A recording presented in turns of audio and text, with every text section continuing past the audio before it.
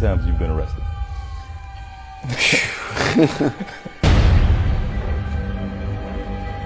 I don't have an actual factual number. And how did you tell his mom that her son was gone? So it's just competitive energy and things that you say about other artists while you're in hip-hop culture. One could watch this and think that you really hate because of the things that you post on Instagram. And I die in the street about this shit, man. This shit get serious to me. And then when I do rap shit, man, this shit is full of this type. 50 Cent leaks clips of T.I. documentary. And it's devastating. You recognize who that is? Yeah, that's Phil. Oh, that's his body. I felt that, you know, all of those rounds were fired for me, you know. What happens when the internet's most notorious troll stops trolling and actually pulls the trigger? On March 5th, 2026, 50 Cent posted, then deleted, an Instagram screenshot with a single headline, 50 Cent reportedly developing Surviving T.I. and Tiny documentary. That one post turned the entire rap industry upside down because this wasn't a meme. This was a warning. To really understand why that deleted post hit the way it did, you have to rewind. Back to the moment that first cracked open this entire feud. 50 Cent and T.I. is back at it. 50 Cent jumped out there. He let him know that he's putting out a documentary, Surviving T.I. and Tiny. Man, listen to this. I'm gonna play where T.I. told 50 that he was getting ready to do the same thing to him. And then now 50 announced that he did it. We already know 50 know how to do it. It started with what was supposed to be a celebration. T.I. and 50 Cent were in talks for a Verzuz battle, that iconic platform where rap legends face off catalog to catalog, bar for bar. T.I. described it publicly as being about celebrating each other's catalog, a mutual respect moment that fans had been dreaming about for years. Two of the most decorated rappers of their generation, finally in the same room, honoring what they'd built. Okay, so first, like, you know, it was really about celebrating each other's catalog. Me and this nigga talk about this, bro. This shit, I ain't just called a nigga out the blue. Me and this nigga talk about this. You talking about you were 50?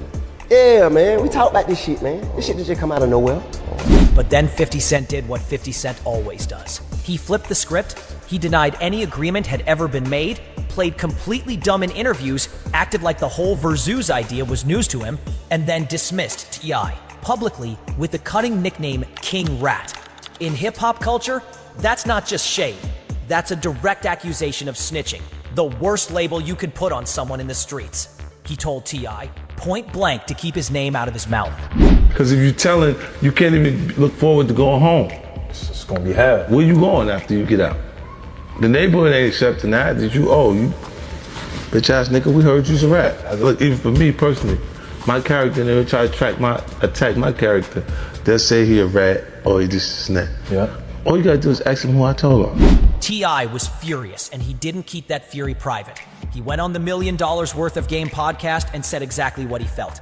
We talked about this. We said what we were going to do. When I jumped out there, he acted like he ain't know what the was going on. The betrayal was real, loud, and public.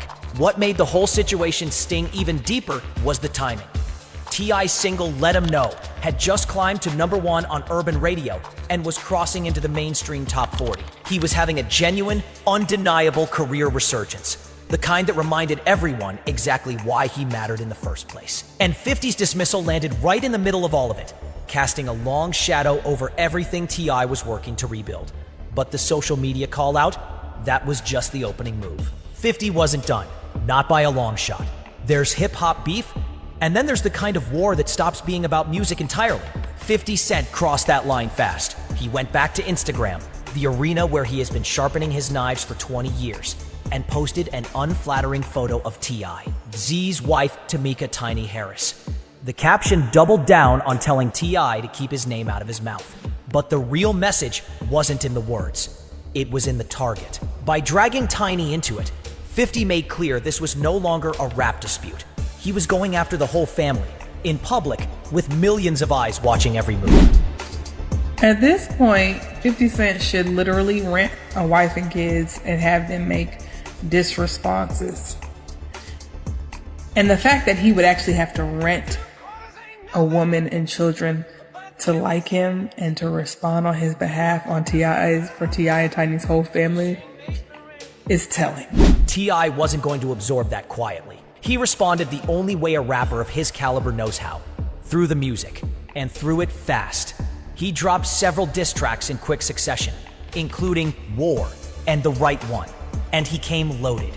On The Right One, he called 50 a small man in a big shell, a line designed to cut straight at the ego of a man who has built his entire brand on dominance and bravado. That's when you got the right one. And be honest with y'all, man, T.I.'s a lyricist, man. T.I. was going. He was barring up on this one. He was barring up. You know what I'm saying? He brought up the Jadakiss situation, you know, when 50 and Jada went at it. Fat Joe, of course, Murder Inc. We all know how historic that battle is to hip hop. You know, the whole house situation, you know, with the burned down house, that whole situation, you know, you mad at Puff because he was going at your baby mom. So yeah, he was definitely throwing some shots at 50. And to me, at a point, and like I said, I'm a fan of both T.I. and 50 Cent. It gets to a point with like the memes and stuff like that. Like, all right, where that's limit? In my personal opinion, man, it's time to bar up. But the line that really set the internet on fire was T.I. calling 50 a 5-0 dispatcher, a direct accusation that 50 had cooperated with federal law enforcement, and claiming he had paperwork from men incarcerated in prison with 50 Cent's name on it. That's not a bar. That's a documented accusation, the kind that echoes in places far beyond a streaming platform. And then the Harris family made it a full-blown declaration of war. T.I.'s sons, King Harris and Damani, both dropped their own diss records, aimed directly at 50 Cent. I treated people how they treated us. You know what I'm saying? It wasn't nothing that I wanted to do. It was just something that just had to be done. Domani, also you dropped a record. It felt more, did you get any inspiration from like, when I heard it for the first time, it reminded me of like Meet the Grams. I would say, man, I just have questions. I just genuinely have questions. And I'm an understanding individual, and I know the reason people do certain things, it probably stem from how they grew up, how they was raised, even me. This was no longer two rappers trading jabs. This was a family mobilizing. For most men in the industry, that level of unified pushback would signal it was time to de-escalate.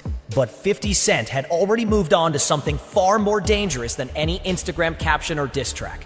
And the whole industry was about to find out what it was. Before the documentary threat makes complete sense, you need to understand what 50 Cent had just finished pulling off, because it is the entire reason the music industry went dead silent when that screenshot surfaced. At the end of 2025, 50 Cent served as executive producer on Sean Combs' The Reckoning, a Netflix docuseries that hit the culture like a sledgehammer.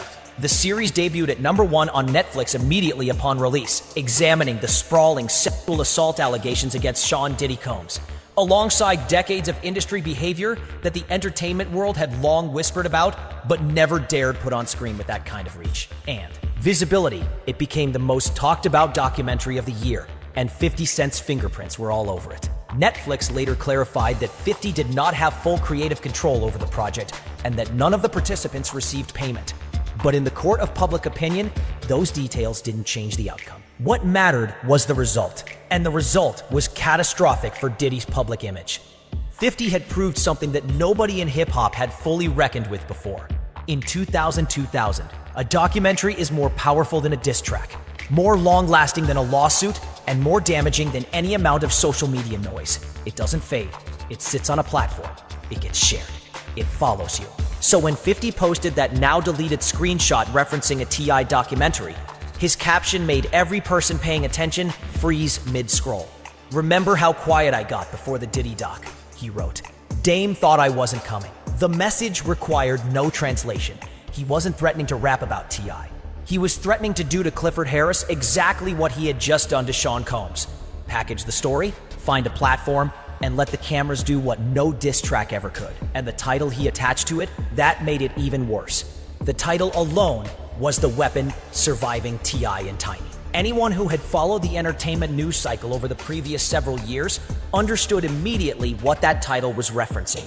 But now, since 50 posted that he's doing the documentary, maybe you'll believe him. He just posted it this morning. But anybody in the loop knows that T.I. and Tiny have had several allegations of SA.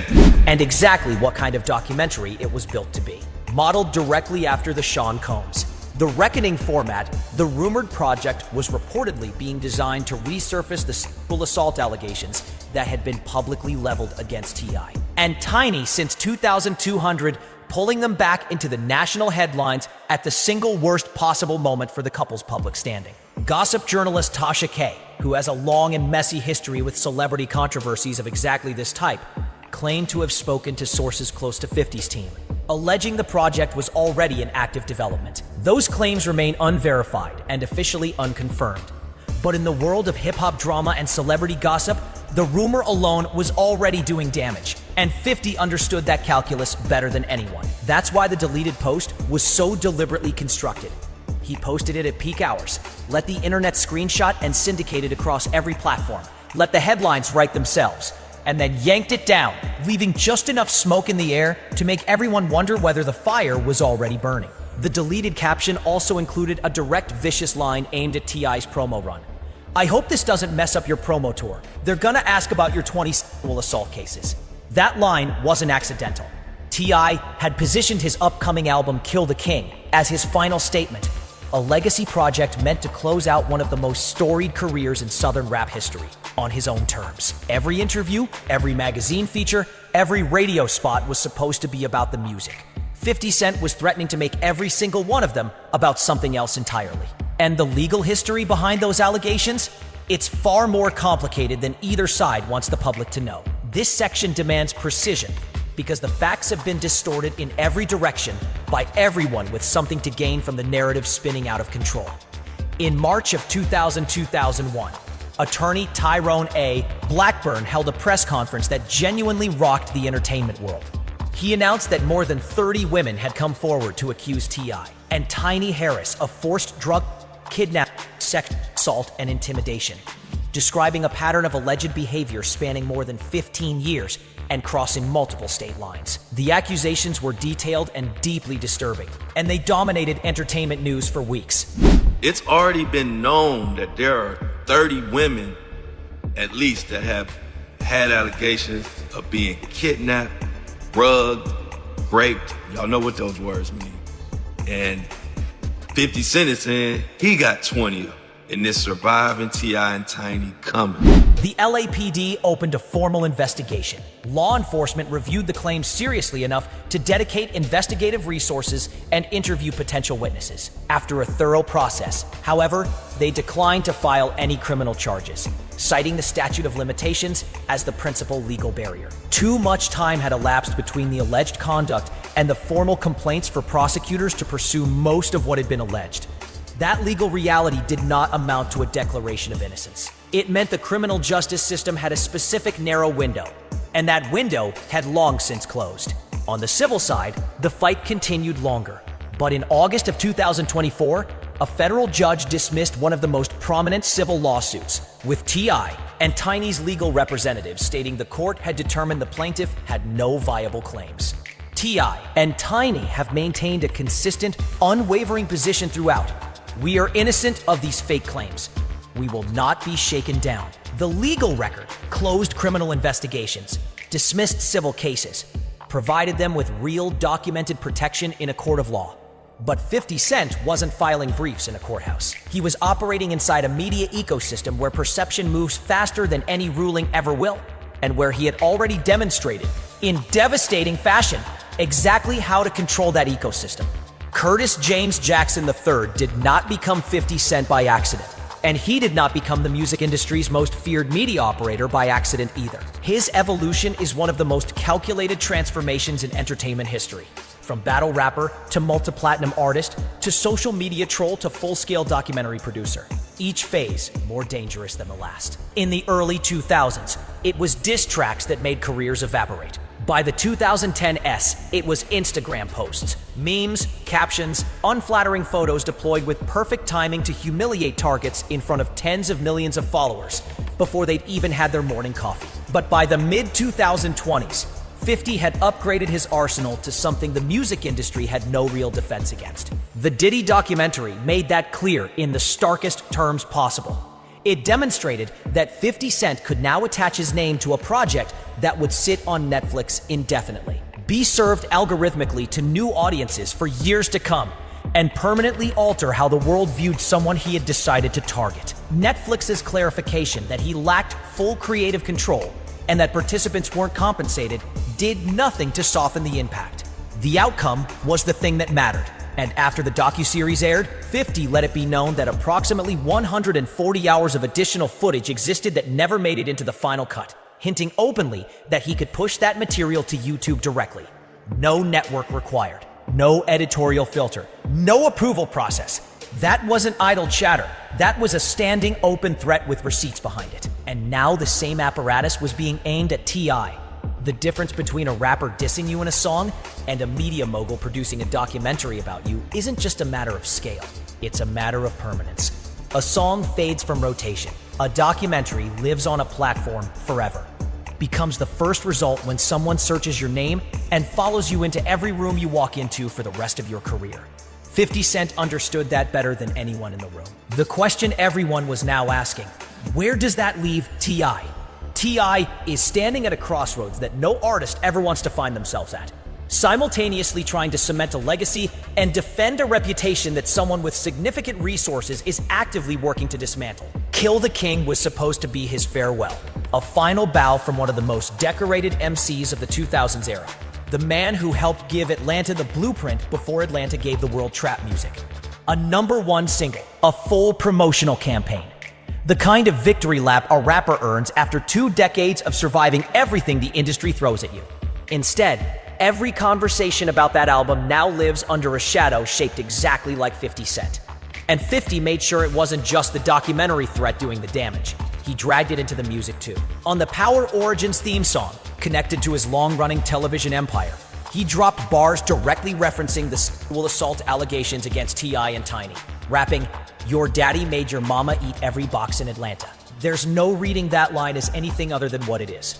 A deliberate, calculated strike designed to ensure the allegations stay in every headline, every comment section, and every conversation about T.I. Its career for as long as possible. The documentary itself remains officially unconfirmed. No network has made an announcement. No release date exists on any calendar. But 50 Cent has earned something that most people in his position never do: the credibility of his own threats.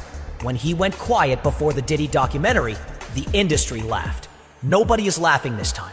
So here is the question worth sitting with long after this video ends.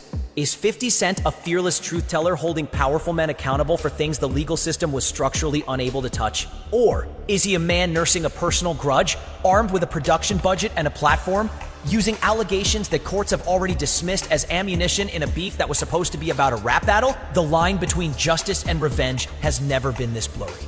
And T.I.'s entire legacy may hang on which side of that line 50 Cent is actually standing on. Let us know your thoughts in comments below. If you enjoyed this breakdown,